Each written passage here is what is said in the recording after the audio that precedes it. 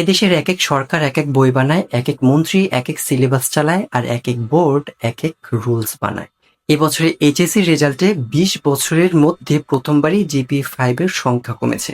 Result কমতেই শিক্ষা উপদেষ্টা বলেন, আমরা চাই ফলাফলের সংখ্যা খেলা বন্ধ হোক, চাই শেখার বাস্তবতায় ফিরে আসুক। শুনে ভালো লাগলো, তবে প্রশ্ন হচ্ছে, আপনারা সত্যি শিক্ষা নিয়ে চিন্তিত, নাকি এতদিন ধরে নিজেরাই বেশি পাস ভালো শিক্ষা এই মিথ্যা বানিয়ে রেখেছিলেন, আজ সেটা ভেঙে পড়েছে বলে এই অস্থিরতা? বাংলাদেশের শিক্ষা ব্যবস্থা এখনো 3টা জিনিসই মাপকাঠি: কত দ্রুত মুখস্থ করতে পারো, কত নাম্বার তুলতে পারো, আর কত ঘন্টা কোচিং করলে বোর্ডের প্রশ্ন ধরতে পারো।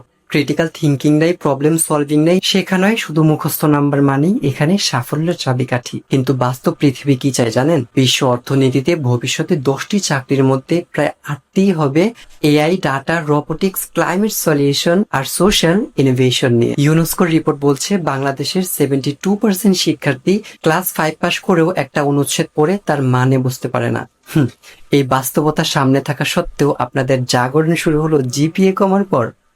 কারণ ফলাফলের সংখ্যা কমলে যদি শিক্ষা নিয়ে চিন্তা শুরু হয়, তাহলে বুঝে নিতে হবে আমরা এখনো শিক্ষাকে মানুষ গড়ার প্রক্রিয়া হিসেবে না দেখে রিপোর্ট আর কারের খেলা হিসেবেই দেখি। কারণ এদেশে কেউ শিক্ষা নিয়ে চিন্তা করে না, চিন্তা করে রেজাল্ট নিয়ে। আর যে দেশে ফলাফলেই সবাই বিশ্বাসী, সে দেশে ভালো শিক্ষা ব্যবস্থা আশা করাটাই বোকামি।